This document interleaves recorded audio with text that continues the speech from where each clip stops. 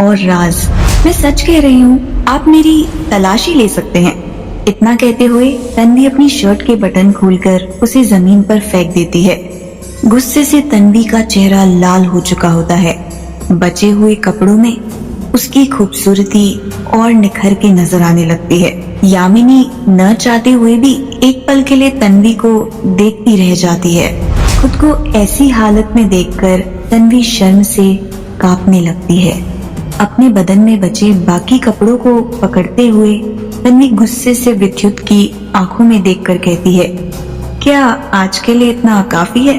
इससे ज्यादा बेइज्जती मैंने 8 साल पहले महसूस की थी। विद्युत मन ही मन सोचता है। उसकी आंखों में नफरत और गुस्सा एक साथ नजर आने लगता है।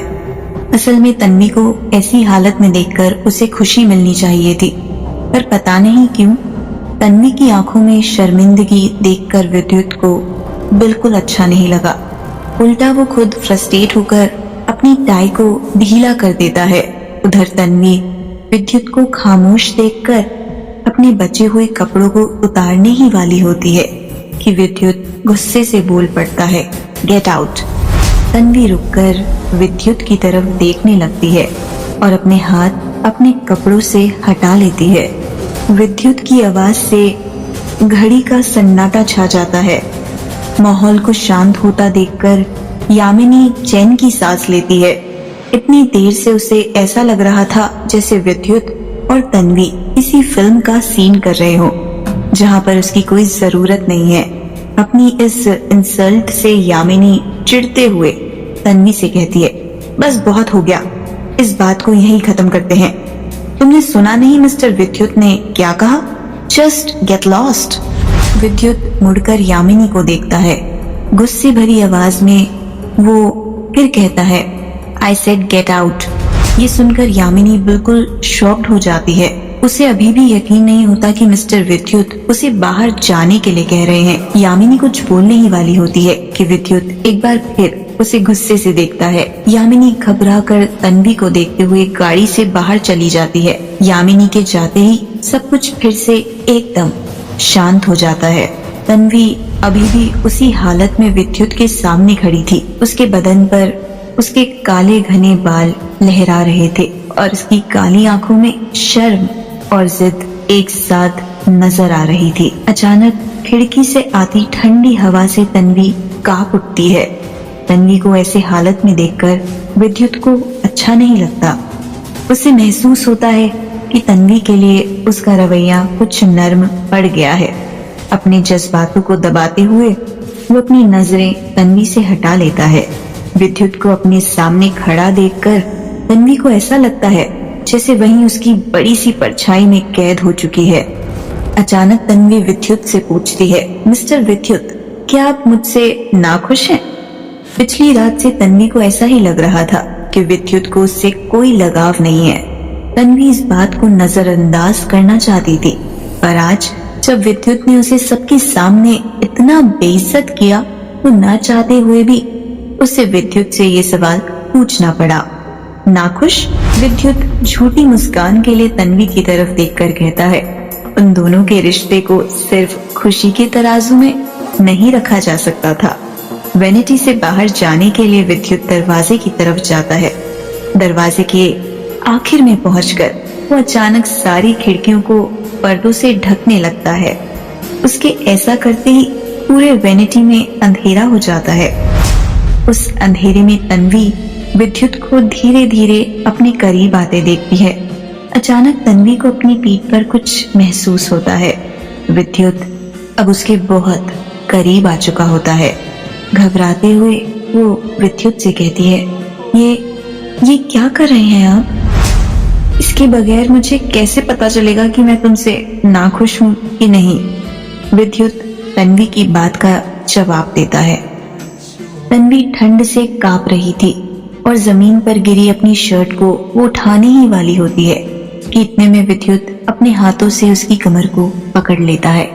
तन्वी को सोफे पर ढकेलते हुए वो धीरे धीरे उसके पास आता चला जाता है। मिस्टर विद्युत, प्लीज नो। हिचकिचाते हुए तन्वी विद्युत से कहती है। विद्युत तन्वी के और करीब आता चला जाता है तन्वी अपनी मुट्ठी को जोर से कस लेती है। आज पहली बार उसे ऐसा लगता है जैसे वक्त कहीं रुक सा गया है। सब खत्म होने के बाद विद्युत तन्वी के पास से हट जाता है। तन्वी अभी भी सोफे पर लेटी हुई है। तन्वी की तरफ देखते हुए विद्युत उससे कहता है, अब मैं कह सकता हूँ कि मैं तुमसे बहुत खुश हूँ, पर मेरी खुशी की वजह बस तुम्हारा जिस्म है। विद्युत की बातों में जहर खुला हुआ लगता है। ये सुनकर तन्वी खुद को बहुत गिरा हुआ महसूस करती है।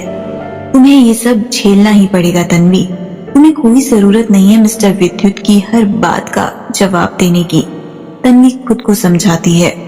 विद्युत पूरे कपड़ों में तन्वी के सामने खड़ा है। वहीं तन्वी का बदन आधे अधूरे कपड़ों में ठंड से कांप रहा है। अपनी हालत पर तन्वी को खुद पे दया आने लगती है। विद्युत ने आज भी उससे प्यार करते वक्त अपने कपड़ों को हटाना जरूरी नहीं समझा।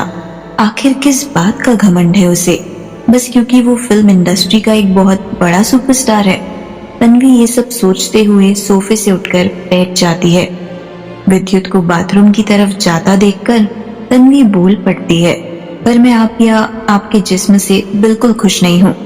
इतना सुनते ही विद्युत जाते जाते रुक जाता है। तन्वी विद्युत की तरफ देखते हुए कहती है, आपकी तो पहले से ही इतनी सारी गर्लफ्रेंड्स रह चुकी हैं। आपको किसी ने बताया नहीं कि एक लड़की से प्यार कैसे किया जाता है? तन्वी की बात सुनकर विद्युत गुस्से से उसकी तरफ देखकर कहता है, जो लड़की पैसों के लिए खुद को बेच दे वो प्यार करने के लायक नहीं होती। ये सुनकर तन्वी का चेहरा बिल्कुल मुरझा जाता है। तो मिस्टर विद्युत ये सोचते हैं उसके बारे में, इसी वजह से वो उससे इतनी नफरत करते हैं। अगर उसके भाई की जिंदगी का सवाल ना होता तो वो कभी भी इस डील के लिए राजी ना होती। तन्वी के मन में ये सब बातें घूमने लगती हैं। तन्वी की इंसल्ट करते हुए विद्युत बाथरूम की तरफ चला जाता है। वापस आकर बगैर तन्वी की तरफ देखे वो वैनिटी से जाने लगता है। दरवाजे की तरफ पहुंचते ही वो रुककर तन्वी को नफरत भरी आंखों से देखता है और उससे कहता है, तुम्हारे जैसी लड़कियों को तो जहन्नुम में जाना चाहिए। विद्युत की बात सुनकर तन्वी पैनिक कर जाती है। उस जैसी लड़कियां, क्या कमी है उसमें? आखिर उसने ऐसा क्या कर दिया है जो उसे जीने तक का कोई हक नहीं? तन्वी गुस्से में सोचती है, बस क्योंकि मिस्टर विद्युत बहुत अमीर है वो समझते हैं कि वो किसी की भी सेल्फ रिस्पेक्ट को इस तरह से नीचे गिरा सकते हैं। तन्वी गुस्से और शर्मिंदगी से भर जाती है। उसे ऐसा लगता है कि वो पागल हो जाएगी। खुद को संभालते हुए वो जल्द से जल्द उस जगह से बाहर निकलने के बारे में सोचती है। तन्वी फौरन अपने कपड़े पहनती है और अपना सामान लेकर वैनिटी से बाहर निकलने लगती है। वैनिटी के बाहर विद्युत का मैनेजर अमृत तन्वी का इंतजार कर रहा था। तन्वी के बाहर आते ही अमृत उससे कहता है, चलिए मैं आपको फिल्म सेट के बाहर तक छोड़ देता हूँ। तन्वी को कुछ समझ नहीं आता। बिना कुछ कहे वो अमृत के पीछे पीछे चल देती है। इसका मतलब अमृत पूरे वक्त वैनिटी के बाहर ही खड़ा था।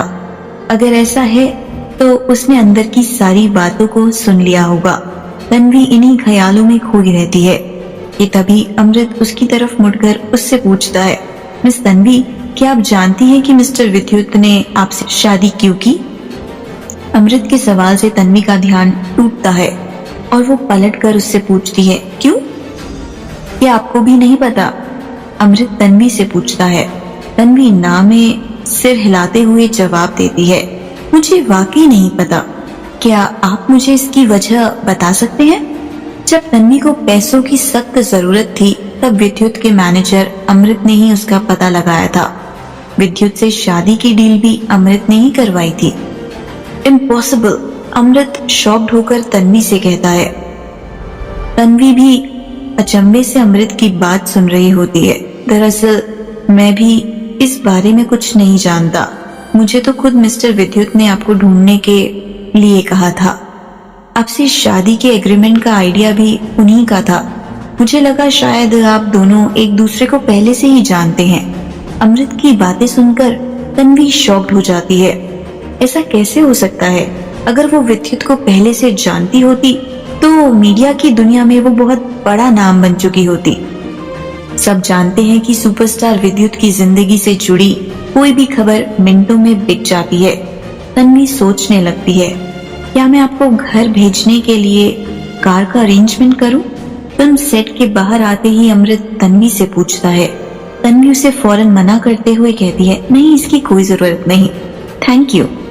ये कहते हुए तन्वी अकेले ही बाहर की तरफ जाने लगती है। उस वक्त सारे रिपोर्टर्स भी शूटिंग सेट से चले गए होते हैं। जाहिर है कि सबको सुपरस्टार विद्युत और यामिनी सहाय के साथ होने की खबर को पब्लिश करने की जल्दी होगी। रोड क्रॉस करके तन्वी टैक्सी को रुकवाने ही वाली होती है कि इतने में एक रेड कलर की ऑडी कार उसके सामने आ जाती है। कार का दरवाजा अचानक से खुलता है और यामिनी गुस्से में कार से उतरती है। तन्वी को समझ नहीं आता कि यामिनी इस वक्त वहां क्या कर रही है। इससे पहले कि तन्वी कुछ कहती, यामिनी उसके पास आकर उसे जोर का एक थप्पड़ मार देती है। मैं तुमसे साफ साफ कह रही हूँ, विद्युत सिर्फ मेरा है। तुम ये मत समझना कि तुम उन्हें अपनी खूबसूरती के दम पर मुझसे छीन लोगी, यामिनी तन्वी से कहती है। वो थप्पड़ तन्वी को इतनी अचानक से लगा था कि उसे कुछ रिएक्ट करने तक का टाइम नहीं मिला। थप्पड़ से उसके गाल लाल हो जाते हैं और उसका चेहरा सुन्न पड़ चुका होता है। तन्वी अपने हाथों से अपने गालों को छू कर देखती है और महसूस करती है कि उसके चेहरे के सारे दांत भी बिल्कुल ठीक हैं। तन्वी को थोड़ी तसल्ली होती है और वो खुद को संभालते हुए वापस सीधी खड़ी हो जाती है। एंटरटेनमेंट इंडस्ट्री में यूं तो स्टार्स और रिपोर्टर्स के बीच कई नोक-झोंक होती रहती थी, पर ऐसा कभी नहीं हुआ किसी स्टार ने किसी रिपोर्टर को थप्पड़ मारा हो। तन्वी यामिनी की तरफ मुस्कुराते हुए कहती है, मेरे ख्याल से पिछली रात ही मिस्टर विद्युत ने शादी कर ली है। क्या उन्होंने आपसे शादी की है? क्या आप ही मिसेस विद्युत नोमानी हैं? इस बात से कोई फर्क नहीं पड़ता कि उनकी शादी मुझसे हुई या किसी और से, पर किसी भी कीमत पर वो जगह तुम्हें कभी नहीं मिलने वाली। यामिनी तन्वी के सवालों का जवाब देती है। यामिनी की बात सुनकर तन्वी मुस्कुराते हुए कहती है, ट्रस्ट मी, मैं सपने में भी कभी मिसेस नुमानी बनना नहीं चाहूंगी। उस वक्त उन दोनों के आसपास कोई नहीं होता। यामिनी तन्वी पर चिल्लाते हुए कहती है, अगर तुम्हारी शादी भी मिस्टर विद्युत से हुई होती तब भी मुझे इस बात से कोई फर्क नहीं पड़ता। मैं तो उनकी मिस्ट्रेस बनने में भी अपनी खुशकिस्मती समझूंगी। मैं तुम्हें फिर से वार्न कर रही हूँ, मिस्टर विद्युत से दूर रहो। तन्वी चौंक कर यामिनी से पूछती है, क्या कहा आपने मिस्ट्रेस? पर जहाँ तक मुझे याद है आपने जस्ट अभी मिस्टर विद्युत को प्रपोज किया था और उन्होंने आपको रिजेक्ट भी कर दिया। इन सब के बावजूद भी आप उनकी मिस्ट्रेस बनना चाहती हैं। क्या मिस्टर विद्युत कभी इस बात के लिए राजी होंगे? तन्वी की तानों भरी बातें सुनकर यामिनी काफी नाराज हो जाती है। गुस्से में वो तन्वी से कहती है, इससे क्या फर्क पड़ता है? असल बात तो ये है कि मिस्टर विद्युत के साथ मीडिया की खबरों में मेरा ही नाम आने वाला है। उनकी शादी को लेकर जितनी भी अटकलें लगाई जा रही हैं, उसमें भी एक नाम तो मेरा जरूर ही होगा। उस वक्त यामिनी को अंदाजा भी नहीं था कि वो क्या कह रही है। वो तन्वी को फिर से धमकाते हुए कहती है, मैं तुम्हें फिर से वार्न कर रही हूँ, अपना मुंह बंद रखना, वरना ये थप्पड़ तो सिर्फ एक शुरुआत है। हमारी अगली मुलाकात सिर्फ एक थप्पड़ पर खत्म नहीं होगी। इतना कहते हुए यामिनी अपनी गाड़ी में बैठकर चली जाती है। यामिनी को जाते देखकर तन्वी अपने बैग से धूल को हटाकर अपने फोन को बाहर निकालती है। उसके फोन पे वॉइस रिकॉर्डिंग चलती रहती है। तन्वी उसके बटन को ऑफ कर वापस अपने बैग में रख लेती है।